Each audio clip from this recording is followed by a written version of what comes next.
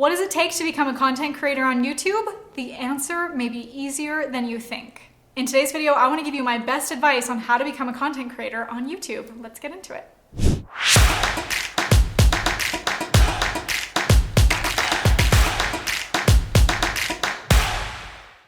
My name is Marley Jaxx. I'm the CEO of Jaxx Productions, and I have built a multi-seven-figure business by being a content creator on YouTube.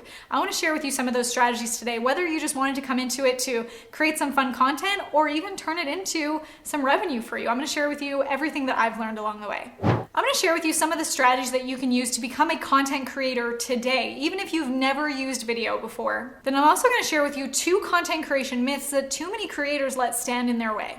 As a business owner and a content creator, one of the big things that I needed to differentiate in what I do on YouTube and what I do in my business is that I am both a content creator and a marketer.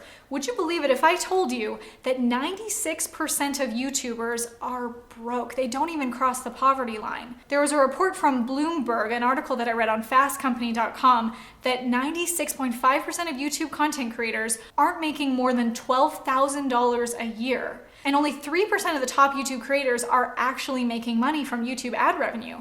What I want to share with you today is how you can have multiple revenue streams from your YouTube channel, that you can be a content creator and that the content you're creating can actually lead to revenue, a really great income for you, whether you're an entrepreneur or whether you want to build a business. Here's the thing about YouTube. YouTube is a search engine. So if you're making content based on what people are searching for, they can be finding it all day, every day. For some perspective, I compare Facebook to YouTube, that you can do a Facebook Live, but it doesn't really last very long in people's timelines because it's more short-term content. And you can't really search for Facebook Lives, you're just kind of scrolling through the timeline.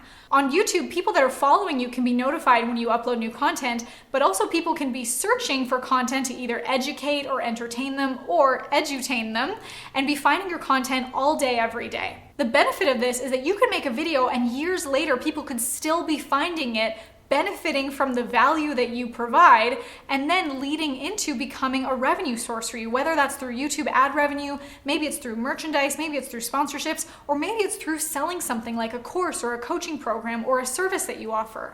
For me, I started making videos back in 2016. I was answering frequently asked questions that I would get as a social media manager. I was actually a dental hygienist working in a 9-to-5, and I had some social media clients on the side.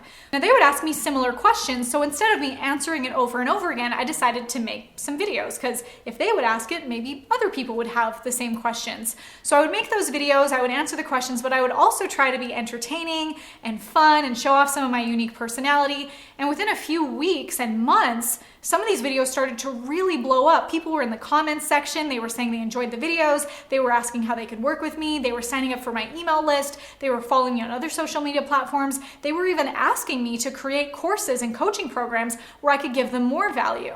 So as a content creator on YouTube, think about how are people searching for content on this platform that is a search engine, and what are the things that you can speak to? Are you an expert in a certain topic? Are there frequently asked questions that you can be answering for people? Is there a solution or a strategy that you've come to, or is there some way that you can entertain them based on things that they're searching for? I would love to hear, if you're a content creator or want to become a content creator on YouTube, what are the things that you want to create content about? Let me know in the comments below. The best way to start your journey as a content creator is to come up with content pillars. What are the things that you want to speak to? What are the things that people will keep coming back for more? I usually recommend having a core subject or topic or expertise that you can speak to, and then you can kind of go within 6 degrees of separation around it. For example, if someone came to my channel that they want to learn about entrepreneurship or they want to learn about growing their business, I can speak to things around that. I can talk about social media, I can talk about sales funnels, I can talk about growing your audience. But if I all of a sudden started talking about how to change the oil in your car,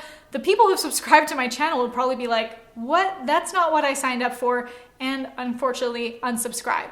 So whatever your content pillars are, make sure that they make sense to what your audience is coming for and that you stay consistent so they keep coming back for more. So once you have your content pillars, the core topics that you want to speak to, then I would come up with a list of all the topics that you can speak to. Now I like to use some keyword research tools to come up with some of these ideas. Now of course, like I mentioned, some of those ideas will be based on things that people ask you all the time or on the expertise that you know that you can speak to for days on end. But you can also look at tools like SEMrush, TubeBuddy, Google Keyword Planner to see what are people actually searching for in the Google search engine. And if they're topics that you know that you can answer, I would turn that into a huge list of video titles that you can then make videos on. But here's the key that's actually gonna get people coming back for more. And if you miss this, none of the other things that you create will work. It's that for you as a content creator, you need to be a good storyteller. So what I recommend is you create a story inventory. You can have a journal, a notebook, maybe a big Google document where you just brain dump all of your stories. This could be stories from your childhood. It could be stories of maybe something you overheard in the grocery store the other day that gave you an aha moment, or was something funny, or maybe it was something heart-wrenching and tear-jerking.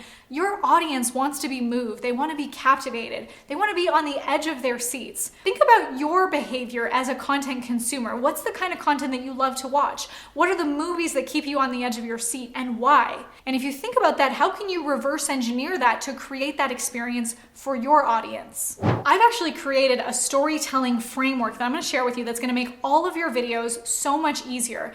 I want to make sure that every time you create any piece of content, but especially for your videos, you always consider this.